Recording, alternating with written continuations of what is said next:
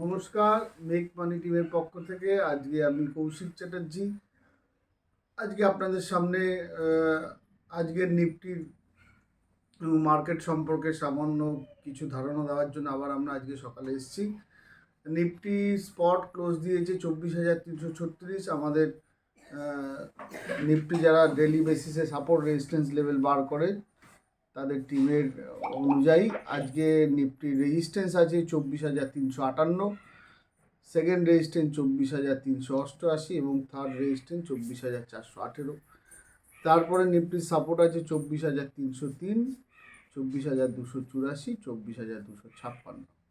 এছাড়াও আজকের crucial level হচ্ছে 24,434।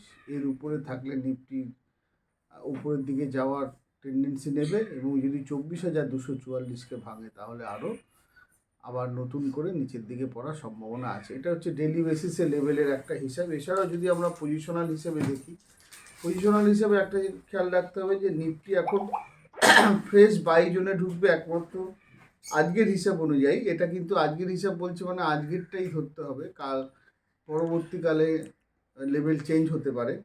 24,580 এর উপরে নিফটিকে যেতে হবে বা ক্লোজিং দিতে হবে, তাহলে ফ্রেশ বাই জোন বা বাইং প্রেশার নিফটিতে আসতে পারে।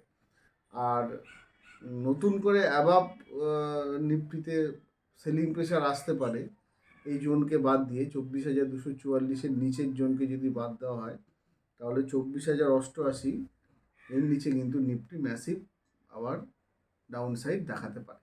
ফলে একটা মাঝামাঝি জায়গায় রয়েছে। এছাড়া আমরা জানি যে আমাদের আজকে একটা আজকে 19 তারিখ, আগামীকাল আর কি 19 তারিখ, 19শে December 12:30 US federal interest rate decision আছে। তার উপরে মার্কেটের ইম্প্যাক্ট পড়বে। তো সেটা কি আসে দেখা, তার উপরেও আমাদেরকে ভাবতে হবে। এছাড়াও কতগুলো শেয়ার নিয়ে আমরা আলোচনা এর আগে করেছিলাম, তার মধ্যে কিছু শেয়ার পারফরমেন্স করেছে, কিছু শেয়ার এখনও পারফরমেন্স করেনি। আমরা অপেক্ষা করছি আগামীকাল কোথায় গিয়ে দাঁড়ায়। তবে আজকের দিনে যদি আমরা দেখি তাহলে ডাউন সাইড মনে হয় আজকে কন্টিনিউ হতে পারে। হ্যাঁ, সো মার্কেটে 24,400 এবং তার উপরে বেশ ভালো রকম রেজিস্ট্যান্স দাঁড়িয়ে আছে 400-র উপরে। ফলে মার্কেটে একটা ডাউন সাইড শুরুর দিকে আমরা দেখতে পারি। তো ফেডারেল ইভেন্টও রিস্ক আছে। সেক্ষেত্রে দাঁড়িয়ে ওভারঅল স্টকের পজিশন বা স্টকগুলো নিয়ে ভাববার ক্ষেত্রে একটু চিন্তাভাবনা করে কাজ করবেন। যদিও কতগুলো শেয়ার আমরা আমাদের ডেসক্রিপশন বক্সের তলায় দিয়ে দেবো, সেগুলোকে আপনারা ফলো রাখতে পারেন। এছাড়া যে সমস্ত শেয়ার নিয়ে আমরা এর আগে বলেছি তার কিছু পারফরমেন্স করেছে, কিছু করেনি, সেগুলো নিয়ে আমরা পরবর্তীতে আলোচনা করব। তবে কয়েকটা শেয়ারের দিকে আপনারা নজর রাখতে পারেন। এগুলো একটু কারেকশানে দিলে পরে শেয়ারগুলোকে একটু লং পজিশনে ধরার জন্য রেডি হতে পারেন। ডেইলি বেসিসে কোন প্রাইসে নেবেন সেগুলো আমরা পরবর্তীকালে সেই লেভেলে ডিসকাস করে দেবো। কিন্তু সেই শেয়ারগুলোর দিকে নজর রাখবেন, বিশেষত আইটি শেয়ারগুলো কিন্তু একটা ছোট ভালো রকম মুভমেন্ট পাওয়ার মতো জায়গায় আছে। যেমন উইপ্রো একটা ভালো জায়গায় আছে। উইপ্রোকে আমরা একটা সুন্দর প্যাটার্ন করছে।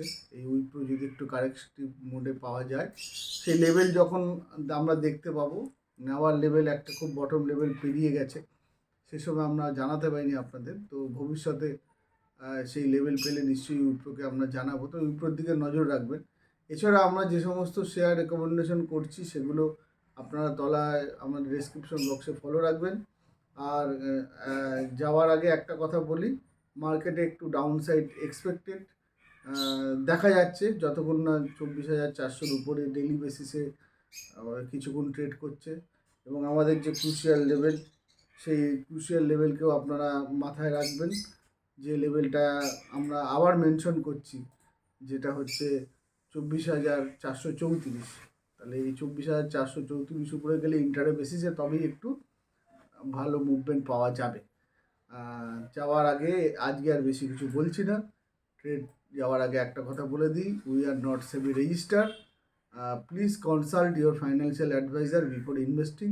This video only education purpose. নমস্কার।